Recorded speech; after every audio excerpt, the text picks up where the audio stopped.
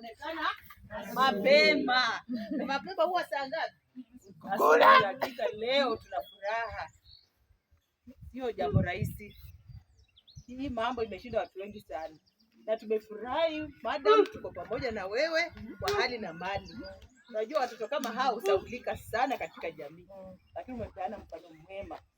Wewe pamoja na shule yako, staff, subordinate wote, tumeshukuru na tumefurahi. Mungu awazidishie mifuko iliyotoa iendelee kujaa. Na mubarikiwe. Mbarikiwe sana na sana. Sivyo? Yes. Kwa ishara ya upendo na furaha. Tutengeneze makofi. Hivi tu kwanza. Mnaharibu. Hebu tunataka yao makofi moto moto. Makofi. Sasa utaniangalia ni